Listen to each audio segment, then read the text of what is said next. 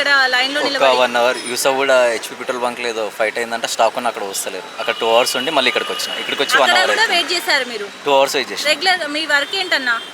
నాది సివిల్ రిపోర్ట్లో ఏమైనా ఇష్యూస్ ఉంటే రిజాల్వ్ చేసే సివిల్ కన్సల్టెంట్. Okay okay. ఇప్పుడు అసలు షార్టేజే లేదు అంటున్నప్పటికీ ఇంత ఇంత పెద్ద ఎత్తున లైన్స్ కనిపిస్తున్నాయి. అసలు దీనికి అంటే కారణం మార్నింగ్ ఏంటి? స్టేట్మెంట్ వచ్చింది కదా సెంట్రల్లో. ఏమని వచ్చింది?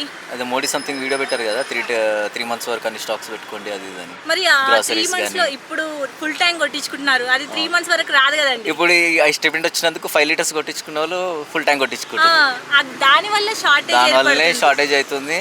ఆల్రెడీ 6 months సరిపోయాడంత ఉంది స్టాక్. కాకపోతే నా దాంట్లో మొత్తం ఎండింగ్ ఏందని వచ్చిన 2 days అయితే అంతా నార్మల్ అయిపోతుంది, ఏం లేదు. అయినప్పటికీ మరి ఇంత పెద్ద ఎత్తున లైన్స్ ఎందుకు ఉన్నాయంటారట? స్టేట్మెంట్ వచ్చింది కదా Statement దానివల్లనే. వల్లనే.